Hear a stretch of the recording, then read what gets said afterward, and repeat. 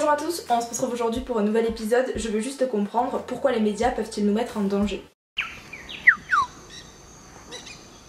Dans un monde dominé par la précipitation, l'angoisse et l'invective, nous vous proposons Je veux juste comprendre. Bien, je vous propose à présent de nous pencher sur le traitement médiatique de la crise sanitaire que nous connaissons actuellement. Depuis son commencement et avec un peu plus de recul, je regrette que certaines informations aient été largement diffusées dans les médias. Ce sont souvent les mêmes informations qui sont reprises le lendemain pour en dire le contraire, ou un oui, mais on aurait... Bref. Le port du masque sera-t-il bientôt obligatoire lors des sorties ? C'est aussi un sujet qui n'est pas médicalement démontré. Vous savez les débats qui existent sur ce sujet, mais je l'ai dit, je ne suis pas médecin, je ne veux pas me prononcer sur cela. Des maladresses engendrent des paradoxes, des incompréhensions, et peuvent susciter des répercussions assez importantes sur nous tous. Mais en réalité, vous savez, ce qui fait que la grippe s'arrête au printemps, c'est pas la chaleur, c'est qu'en fait, au printemps, qu'est-ce qui se passe ? On ouvre les fenêtres, on ouvre les portes, on n'est plus confiné dans des lieux, on va dehors. Et donc, c'est le confinement qui provoque la circulation du virus. It was at this moment Jackson knew he fucked up. Est-ce que nous avons vraiment besoin d'un chaos d'informations alors que la situation est déjà par son origine assez anxiogène ? Alors je vous propose ma petite tribune de la semaine.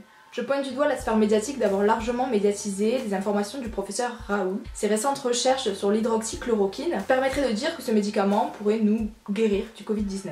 Sans parler de la méthode adoptée pour tester ce médicament, les polémiques font surface. Et la question, c'est pourquoi elles font surface. D'une part, elles animent nos espérances de pouvoir guérir du Covid-19. C'est l'exemple avec le maire de Nice. J'ai le sentiment d'être guéri. Je suis en pleine forme, tout simplement. Et j'ai décidé de faire confiance au professeur Raoult pour plusieurs raisons.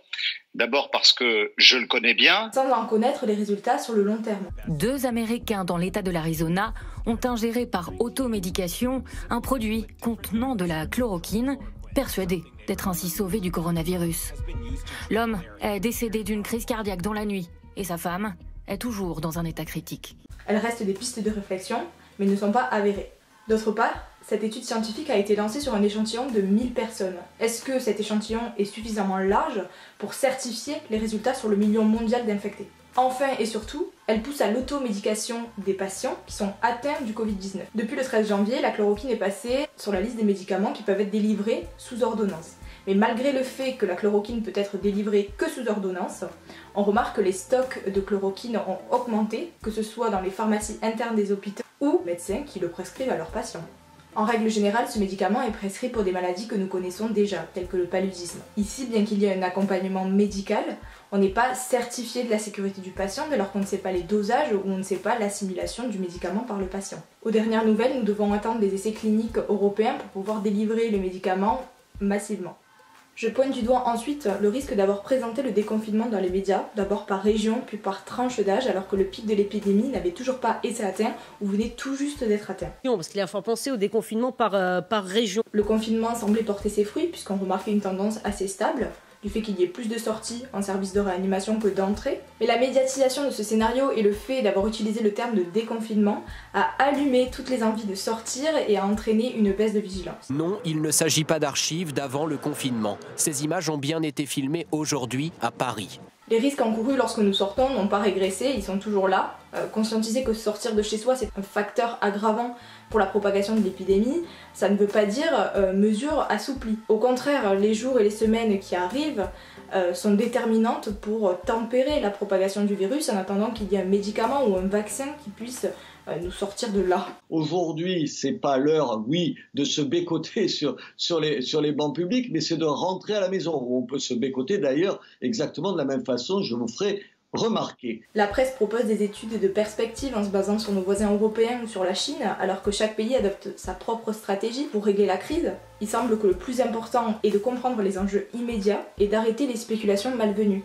Les anticipations gouvernementales ont pour but de travailler pour envisager l'après, et donc le déconfinement, mais ça ne veut pas dire qu'aujourd'hui, on va déconfiner les Français. Mais je veux dire aussi très clairement aux Français que le déconfinement, ça n'est pas pour demain matin.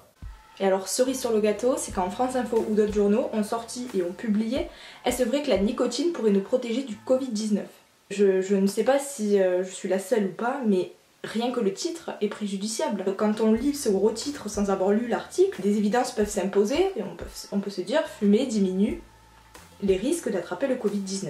Puisque la nicotine est une composante du tabac, eh bien, fumer diminuerait le risque d'attraper le Covid-19. Ne pas fumer me tue. Je vais réessayer, je le promets. Les constats, c'est que parmi le nombre des patients infectés, le nombre de fumeurs est moindre. Ceci étant dit, le nombre de fumeurs qui ont été infectés, ce sont les cas les plus graves.